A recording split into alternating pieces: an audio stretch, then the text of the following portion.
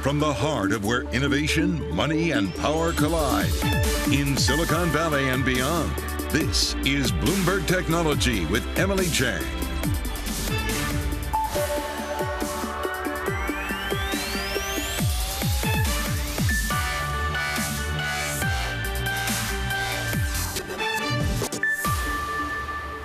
I'm Emily Chang in San Francisco, and this is Bloomberg Technology. Coming up in the next hour, it is a date. Apple's next big product unveiling is set for September 7th, according to Bloomberg sources. Details on the new Macs, iPads, and, of course, iPhones, we will see.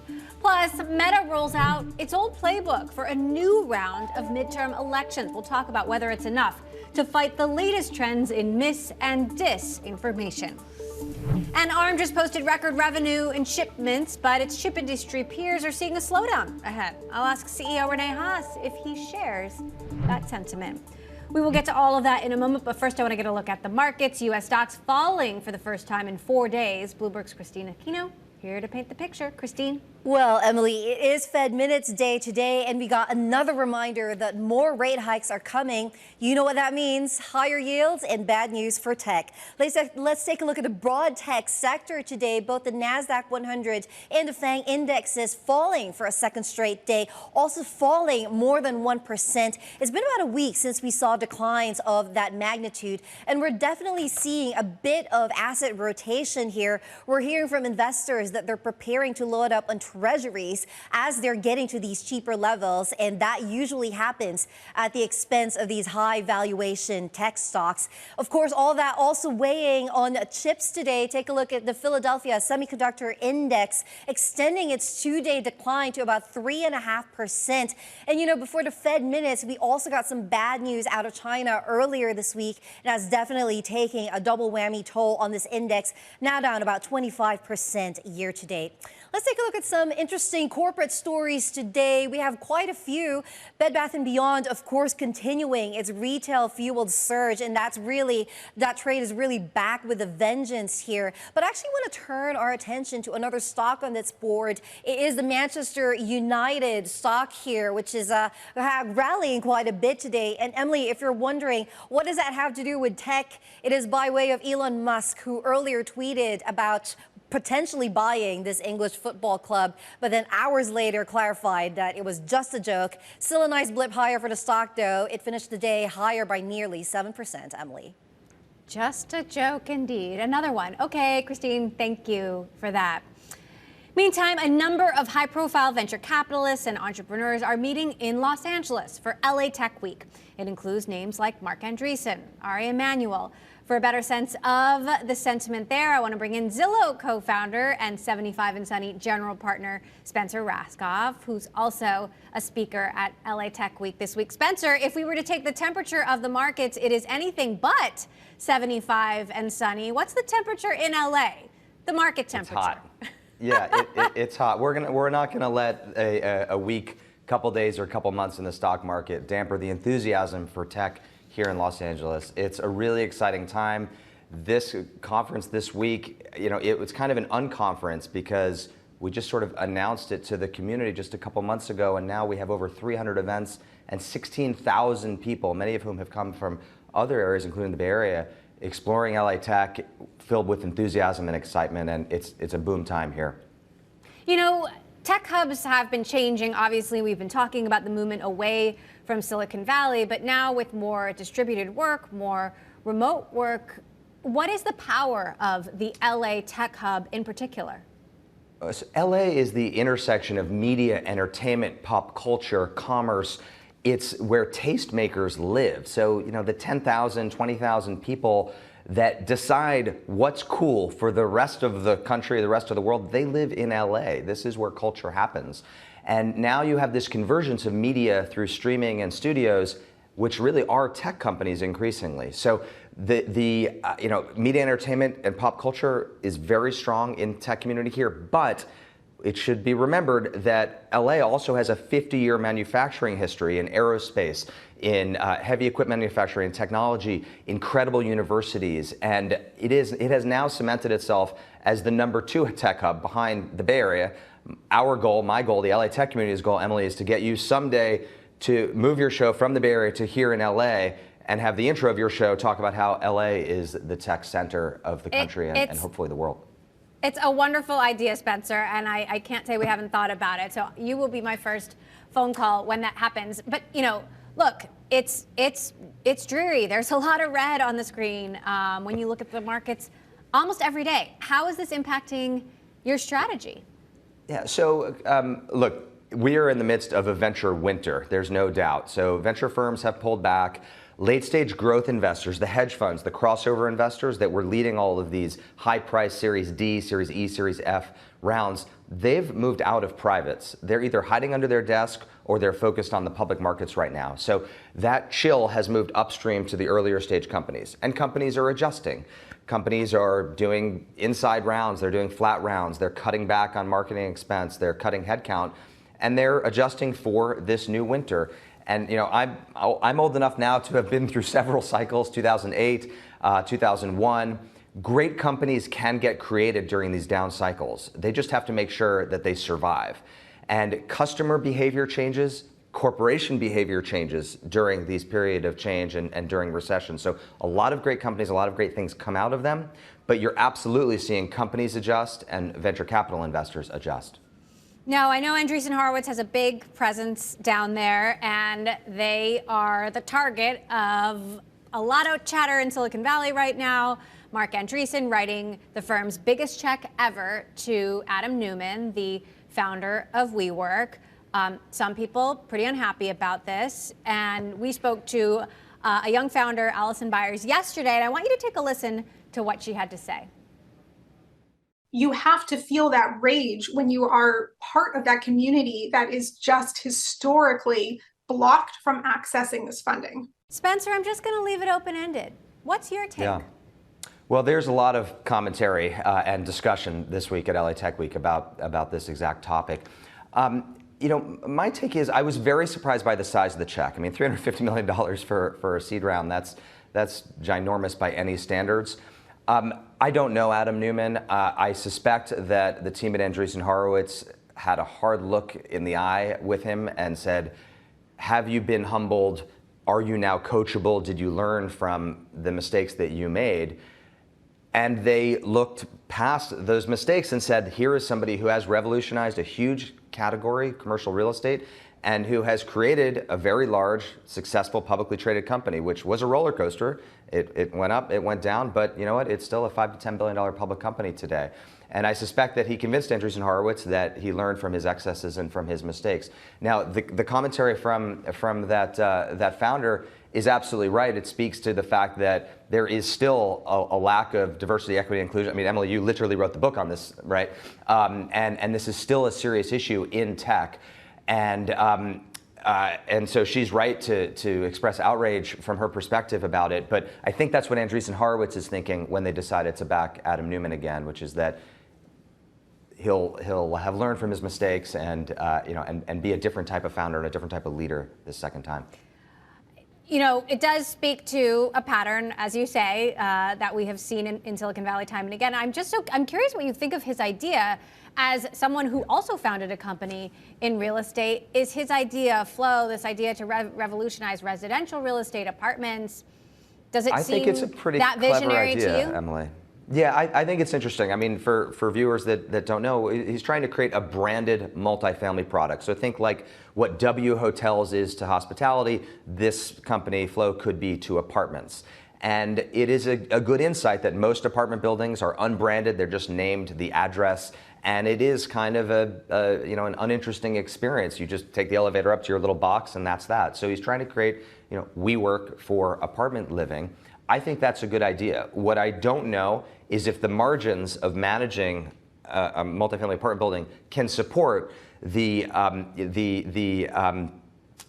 accoutrements that he needs to build to create that community. I was talking to an investor last night who's much more experienced in multifamily real estate investing than I am. And this person was very bearish on the idea, said it'll never work. There's not enough margin in managing multifamily apartment buildings to create what he's trying to build, both the brand and also other advantages to the tenants. And so this investor was very negative on it. I'm not close enough to have a personal opinion about it. But as a user, as a tenant, as a homeowner, I would agree that there does seem to be there. I think it is solving a problem that renters have. Well, you and I could go on and on about this for hours, but we can do that offline, Spencer. I do want to get your take on the market dynamics, the housing market dynamics. Sure. Do you think that the downturn that we're going through will delay innovation in the housing industry? The hope, which is what you were trying to do with ZILLOW, is make transactions easier for home buyers. And will all of this tumult put that off? Potentially, because what's happening is the downturn in housing is scaring venture capital investors from putting money to work in the category. So, 75 and Sunny, my venture firm, has about 100 investments, about a quarter of which are in prop tech.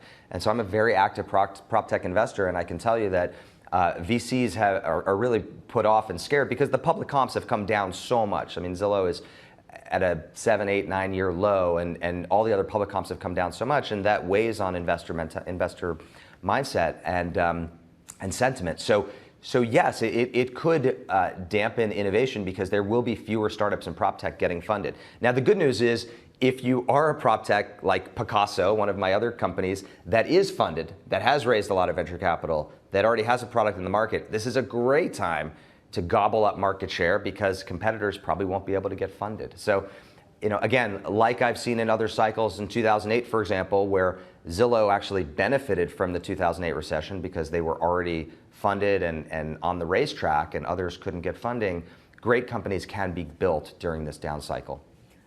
Last quick question about SPACs. You were part of the SPAC Gold Rush, Chamath Palihapitiya as well. Your SPAC OfferPad, I don't think it's probably not where you want it to be, and we've seen a number of SPAC cancellations. Was this whole SPAC thing just too good to be true, or does it reemerge in a better market?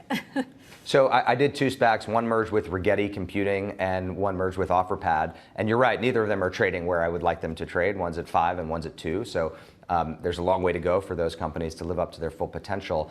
The SPAC craze is over. I think that investor sentiment has soured on the product. And I still think there's a place for that product, and in particular, if a private company wants to get public right now, a SPAC merger is really the only way to do it because the regular IPO process is totally shut right now. So there is still a role for SPACs, but it's a much smaller role than there was a couple years ago when the advantages of the SPAC path were more clear relative to a traditional IPO. All right, Spencer Rascoff, I'm going to let you get back to your very hot 75 and sunny weather over there. Thank you, as always, for stopping by. Okay, coming up, Apple's brand new iPhone coming up this September. That and much more, all the details, what we know about September 7th. This is Bloomberg.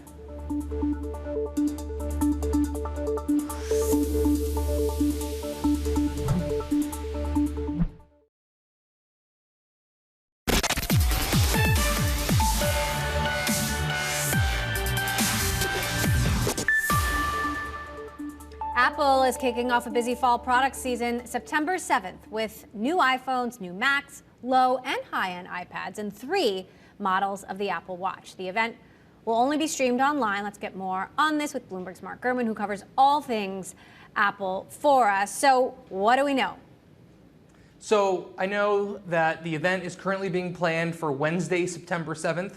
A little rare for Apple. They usually like to hold their events on a Tuesday, but as you know, Labor Day is on that Monday, so they're blocking off that Tuesday as a travel day. Now, what does that mean to me? That means that not only is it going to be streamed online, but they'll have an in-person portion, probably for press and others, for a little bit of hands-on. We're probably about 2 weeks away from this event being announced. In all likelihood, the center of the event will be the iPhone 14 line, along with the Apple Watch Series 8 line. So looking forward to both of those products and seeing what's in store.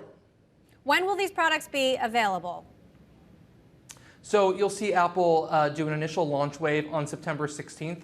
That's a Friday, 9 days after the announcement. And that is probably going to be for the iPhone 14 line. You'll see 4 models, right? You'll see entry-level versions of the 14 as well as iPhone 14 Pro models. Now, the big thing this year is that the Mini is going away. So there won't be an iPhone 14 Mini. Instead, there'll be an iPhone 14 Max. That means there's going to be a 6.7-inch version of the non-Pro phone for the first time. It'll be a little bit pricier than normal for the non-Pro phones, but I think it will be especially popular because of that enhanced screen size. Now, obviously, we've been talking a lot about inflation, consumers under pressure, difficult market dynamics. Is now the right time for Apple to be updating its flagship product? Yeah, absolutely, right? Apple updates its iPhone every September, October, fall. They've done that since shifting their release schedule back in 2011. There's no way Apple's not going to update their devices. The people who are able to buy them are going to buy them. As usual, you'll see a lot of new trade-in deals. I think I've mentioned this on the show last year. So I had the iPhone 12 from 2020. I was actually able to get the iPhone 13 not only for free, but I think I got about $75, cash in my pocket extra for trading in, right? So if they have aggressive trade-in deals like they did last year, I think they're going to shake out pretty fine. You also had a story out today on Netflix, some more details about their ad-supported plan, what will be included, what won't be included. What do we know? Yeah, so investors and consumers of Netflix have been pretty interested in this ad-supported tier. For those unfamiliar, right now, Netflix could cost upwards of $20 a month for their top tier 4K plan with multiple screens, right? They want a cheaper option. The way to go cheaper is to add ads, right? And so it's going to cost less, and they're going to offset that with advertisements. And what we learned today, based on code findings inside of the Netflix iPhone app, is not only are they underway on revamping their app to support this ad-supported tier, but we know that they're not going to support downloads for offline viewing. Super popular feature. I've used it before. If you're hopping on a plane, you want to download some Netflix movies and shows to watch on your cross-country flight, you want that feature, this won't have it. Okay, good to know. Thanks, Mark, for your great reporting. As always, Bloomberg's Mark Gurman. Okay, coming up, midterm elections are just a few weeks away. Is social media ready? Have companies learned from their mistakes? We'll discuss. This is Bloomberg.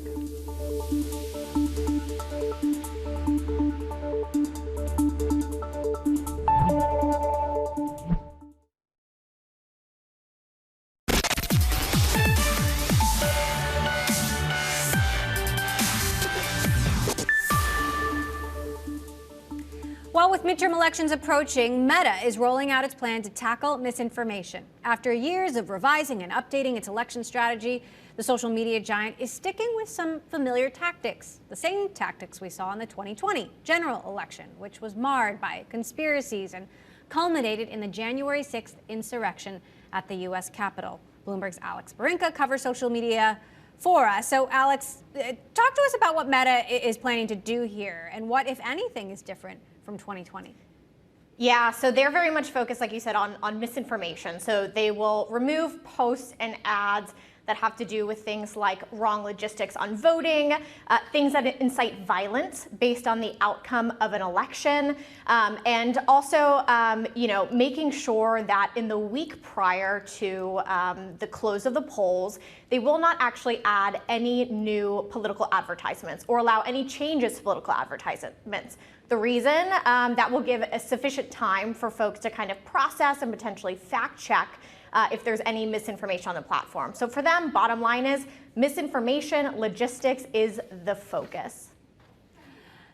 The question is it going to work? Are they any more prepared than they were in 2020 for tactics that will surely have evolved? So we had the opportunity to chat to their top policy boss, Nick Clegg, and he says, look, we have spent the last 6 years kind of evolving the tactics we have. We feel good about what we had in 2020. We've made some iterations, but he insists that the company will not be complacent. He also said that they're sure they'll see some new things that they need to combat this year. So will it work? Well, if the goal is to remove misinformation from the platform and kind of stay ahead of things, I expect it'll still kind of be this game of whack-a-mole where you see bad actors putting out information, it needs to be taken down. They might change the language, it needs to be taken down, which would be, as the tune is for this year, pretty consistent with what we saw in 2020. And how does what Facebook is planning to do, Meta, I should say, compare to, for example, TikTok? So Meta is kind of unique compared to TikTok and, say, Twitter in that they do actually allow political advertisements. TikTok and Twitter both don't allow political ads on the platform. So Meta also has this unique stance that they won't fact check ads. That's been a bit of a controversial stance for them. So that is kind of the main difference there. When you look at something like TikTok, TikTok will also vet organic posts since they don't allow those ads, and basically suppress things that are unverified from the platform. So fact checkers will allow good information information they deem good to go through on TikTok to the For You page. Bad information will be taken down. Anything that's not verified will be suppressed from that all-important For You feed, that main kind of feed where people discover things. So, that is probably the biggest difference here, is that lever of suppression, let's say, that TikTok has to make sure that information that's not fully verified or they can't say one way or another doesn't necessarily garner as big of an audience as a piece of content normally could. Well, and it's hard enough in English. How are they thinking about handling these issues in other languages, say Russian? So Meta didn't talk a lot about Russian language this go round. What they did talk about was adding additional Spanish language fact checkers. They have about 10 fact checkers they're working with. Half of those are Spanish because what they saw in the 2020 general election was a lot of news and commentary was in Spanish, and so they felt they needed to add some external partners who kind of focus on that language as well. So no mention of Russian, Emily, for the U.S. audience, but they are at least adding that additional language there for this election. Okay, Alex Barinka, as always, appreciate you stopping by. Thank you. All right, coming up, a conversation with ARM CEO Rene Haas about chips and IPOs. He joins me next. This is Bloomberg.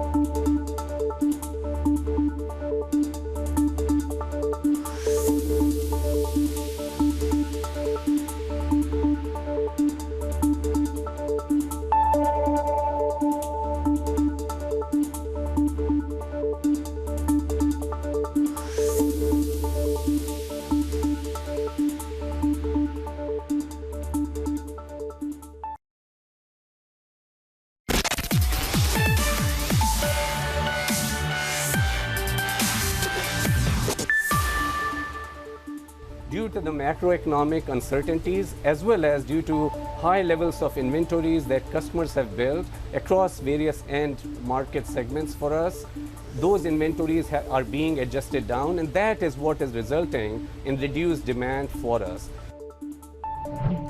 That was Micron CEO Sanjay Mehrotra earlier this month. The slowdown in semiconductor demand was tough to find, though, in ARM's latest earnings report. The chipmaker reported record first quarter revenue and shipments as its diversification into cars and infrastructure starts to pay off. Here to discuss, ARM CEO Rene Haas. So we've been hearing from a lot of chipmakers that demand is going to slow down, their numbers haven't been good. How is it that ARM bucked the trend? Well, Q1 was good for us. We were very fortunate. We had record revenue for us in Q1. We had record royalties for us, over $400 million in royalties. We had never done anything close to that before.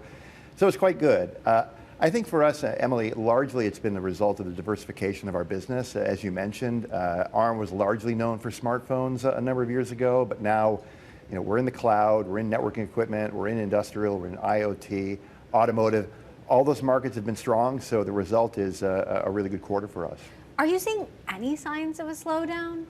We're seeing some, but largely speaking, areas like automotive, areas like the cloud, areas like networking, still really, really strong. We've seen some slowdown in smartphones, some in PCs. We personally have not been impacted by it that much because we're seeing more and more ARM compute in each of these devices, so as a result, our results have been really, really strong. So what does this show investors about the company as you're getting ready to go public? Not much I can say about that process, but the results I think speak for itself in terms of how well we're doing. So there have been a number of announcements about ARM getting into the data center. AWS is obviously leading the way. What kind of progress are you making there, and what kind of market share do you think ARM could potentially get to? We're growing. I wouldn't want to speculate to how large our market share can get, but some of the fundamentals that we bring are really important, and that's really around efficiency. You know, when you build a new data center, you only have so much power you can put in the data center, and you have only so much square footage. So compute performance matters, but compute efficiency really matters. It's an area that's really ARM's DNA. It's an area that we're really, really good at, and we're seeing that really in terms of the benefits of what AWS is doing and other partners. You know, we've had announcements from Microsoft, Google, all the major hyperscalers now have made announcements on ARM. You've also, I know, been working hard to grow PC market share. Obviously, Apple has helped there. What about Windows? When are we going to see a big Windows breakthrough? I think you're seeing more and more of it. The laptops today that are based on ARM are terrific in terms of battery life. They're terrific in terms of performance. They don't need fans. I think you'll see the Windows ecosystem moving to ARM in a big way pretty soon. So, chip stocks, the market has not been kind to them this year. You know, what's your sort of outlook? You know, what will, in your view, differentiate ARM from the pack? Yeah, I can't predict what the stock market's going to do. Obviously, if I was, I'd probably be on one of your earlier shows with a different job. We have two pieces to our business. We have a royalty business, which is an indicator of units that ship, but we also have a licensing business, which is really about design wins, the canary in the coal mine relative to new design starts.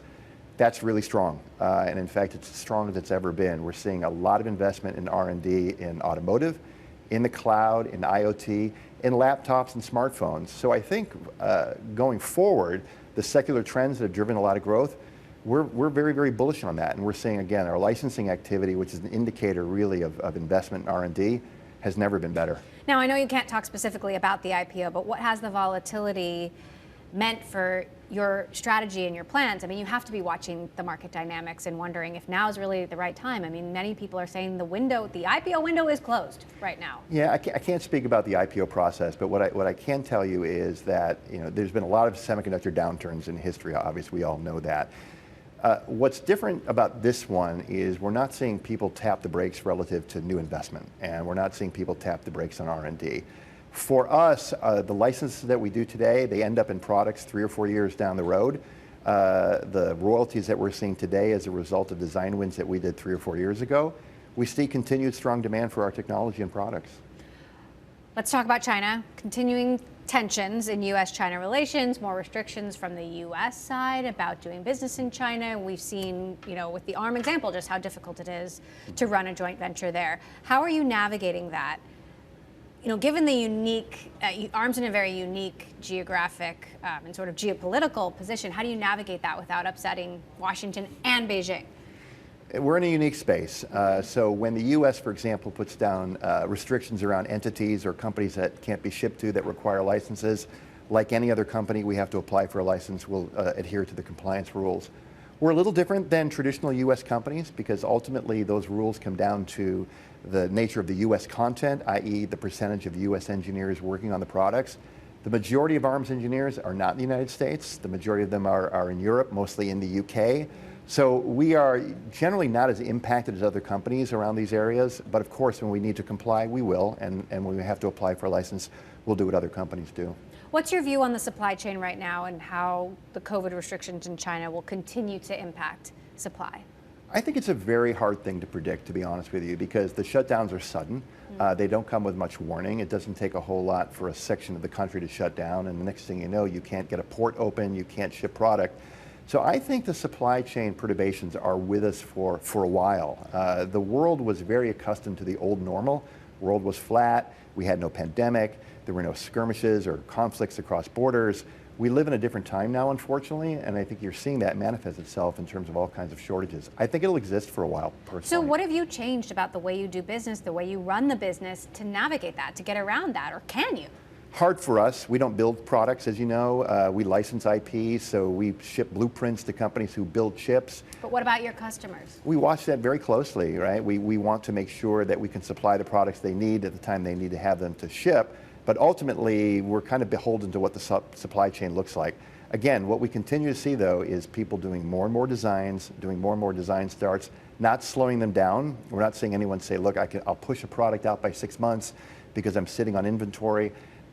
Our partners don't think that way. It's really about innovating as fast as possible because the demand cycle is so strong. Well, there is concern, though, that that demand cycle doesn't keep up. But, you know, demand aside, is supply... Are we still going to continue to see supply issues? And how long do those supply issues last? I think we will see it for a while until the world gets to a new normal of understanding what the buying patterns are, what the forecasting patterns are. Let's take, system on chip, for example. You may be able to get it enough die from TSMC, but if you can't get the substrate that you're going to put the system on package, you're going to have a problem. So I personally think it's with us for a while. So where is ARM, let's say, a year from now? Hopefully I'm with you talking about record revenues, record royalties, record design wins. I'm hoping that the momentum continues. I'm confident that it will. And will you be public? I can't say. I should try one more time. Okay. ARM CEO Renee Haas, good to have you back. Thank you. Thank you for stopping by. Okay, coming up, Coin Funds, brand new Web3 venture fund. We're going to talk about where they're placing their bets with managing partner David Pakman next. This is Bloomberg.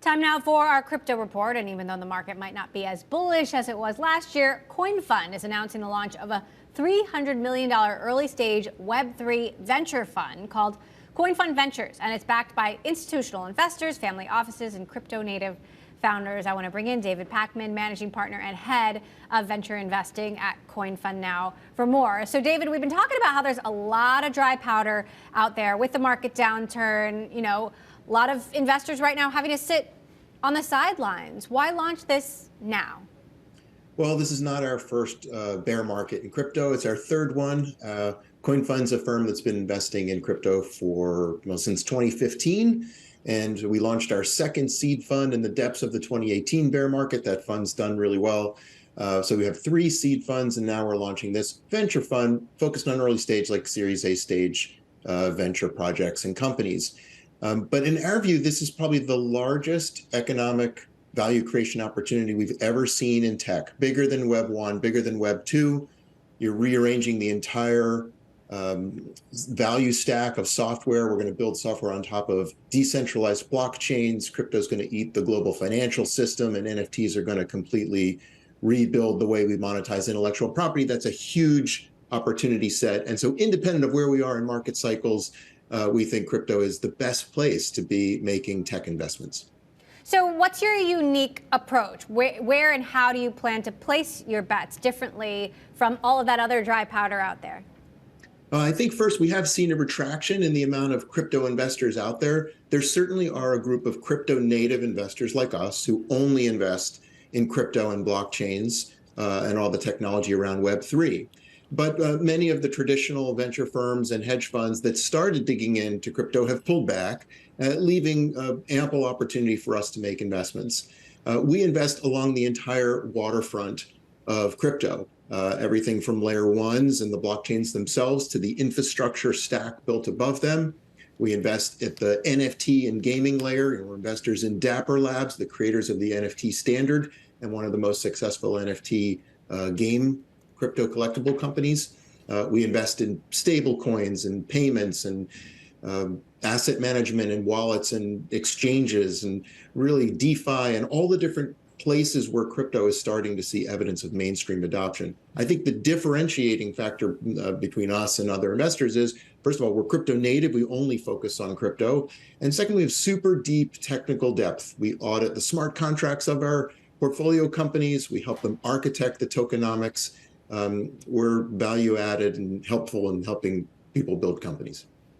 You're on the board of Rarible, the largest NFT marketplace. You also co-founded the Apple Music Group back in 1995. And I'm curious what potential you see at the intersection of NFTs and music. There's so much kind of resentment in the music industry about, sort of others having the power rather than the artists themselves. Could this somehow resolve that tension?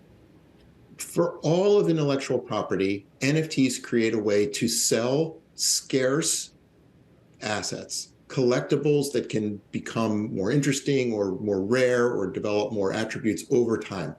That'll be true for music. It's been heavily true for pictures and videos, where we've sold more than $30 billion of NFTs in the 2 years since they've been created, making, I think, NFTs the most successful consumer product released since the invention of the smartphone. This is an overwhelmingly successful new product category. But for music, it's been small. We've not seen significant traction around music NFTs, but we will. You know, going back to before the internet, music was scarce. You could have only a certain number, a limited number of pressings of vinyl or rare merch items that people collected. But once music went digital, there's no scarcity anymore. A stream of music is ephemeral, and there's really nothing to collect. NFTs put the collectability back into intellectual property, and music will not be left in the cold here. I think artists, as you point out, are looking for ways to monetize their fan base and increase engagement. And I think they'll do that through NFTs, but it's early. I think there's only limited evidence of kind of music success anywhere near the scale of what we've seen elsewhere in NFTs. Right. Still, a lot of people who listen to music don't know what crypto is, don't understand NFTs, but I wonder in the future, could crypto be the new platform, or potentially a more valuable platform than TikTok or YouTube, as a way to build and amplify a following? The Web 2 business model is to sell attention, right? To pump videos in feeds and kind of keep people glued and monetize them through selling their data effectively to advertisers or targeting them with data-driven advertising. That's not a great model for content creators. Just don't make a lot of money from it. The Web3 model is to create scarce, limited edition digital collectibles that can be purchased and owned provably by your fans in any medium.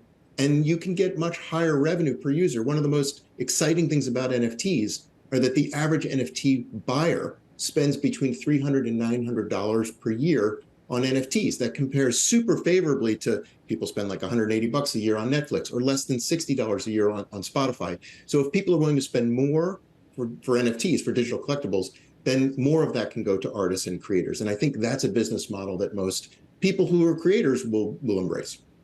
So how do you see the music industry, let's say 10 years out? What will be different about it, and what will you have potentially invested in to maybe benefit from it? So I think that, first of all, to build digital collectibles or any type of digital intellectual property, there's a lot of software that has to be built first. We call that in Web3, those software we call protocols. And so we're investing in a lot of the marketplaces and protocols on which NFTs are created and sold and tracked. Think of it as NFT infrastructure. There are examples of NFT products that have come to market that have been very successful that we've also invested in, like NBA Top Shot, which is a basketball collector's game created by Dapper Labs. And so I think our intention is to invest up and down the NFT stack, but it doesn't mean that we're buying NFTs ourselves. We actually have a portfolio company called Metaversal that does that. But I think one of the big questions for music is, will the artists release their own creative works digitally through NFTs themselves? Or will they continue to give their rights or sell their rights to record labels and have those labels do it for them? If they choose the latter half, they will really maintain the status quo of the music industry value chain. But if they pull back their works and they monetize it themselves by selling them through very low-cost marketplaces to their fans, they can have more control over their careers, and also all creators can have more money. Absolutely fascinating. Thank you for laying out a different view of the future. David Pakman, Coin Fund Managing Partner. Appreciate it. Thanks for having me on. All right. Coming up, Tencent is saying a report about its stake in Meituan is incorrect, but hasn't completely denied it. That story next. This is Bloomberg.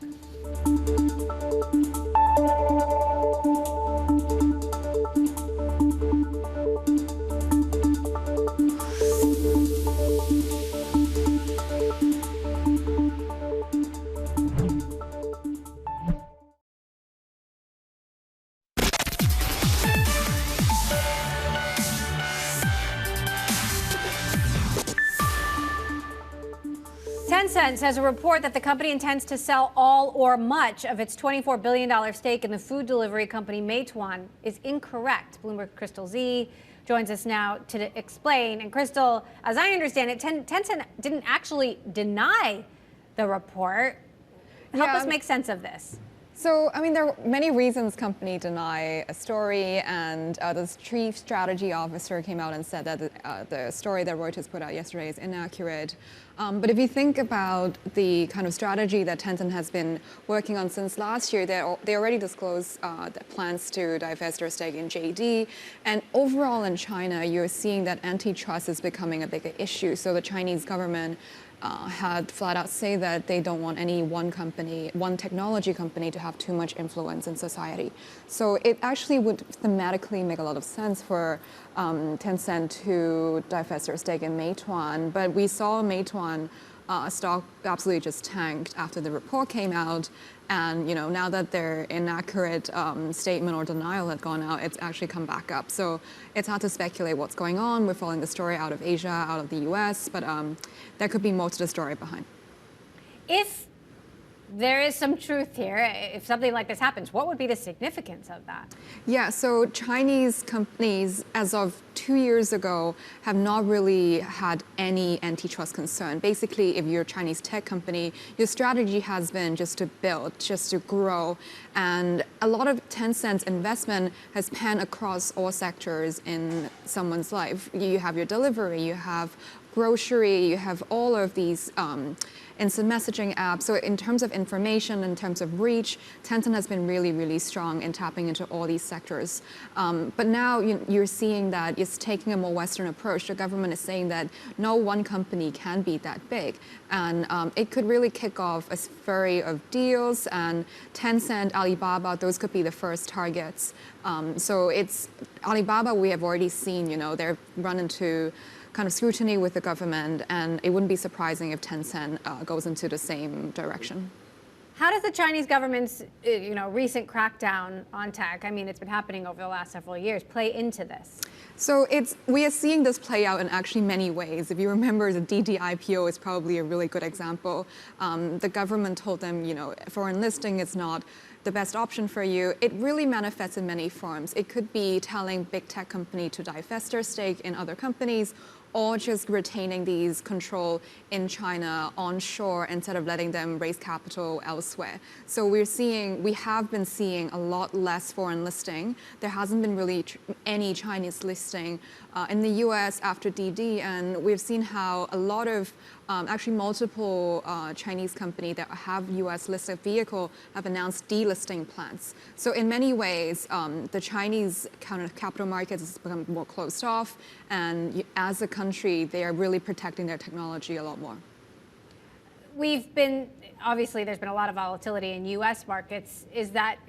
Are we seeing the same thing in China markets when it comes to Chinese IPOs, Chinese listings? Is the window closed? Yeah, if you look at Tencent and Meituan, those two stocks actually are down between 25 to 35% year to date. It sounds bad, but if you compare that to NASDAQ, S&P, or those tech companies in that same category in the US, those are probably down double or triple that. So the US capital markets is actually more closed off than, right now at least more inactive. It's more inactive than the Hong Kong or the Shanghai capital markets. But that could change any time. We're seeing follow-on market in the US come back. So if more of these follow-on block trades come back in the US, we could see IPO coming back as well. All right, Crystal Z, thanks for that update. Appreciate it. And that does it for this edition of Bloomberg Technology. Coming up Thursday, we're going to hear from the co-founder of Ulu Ventures, Miriam Rivera, talking about her investment strategy and how it's changing in a recession. And don't forget to check out our podcast wherever you get your podcasts. I'm Emily Chang in San Francisco. This is Bloomberg.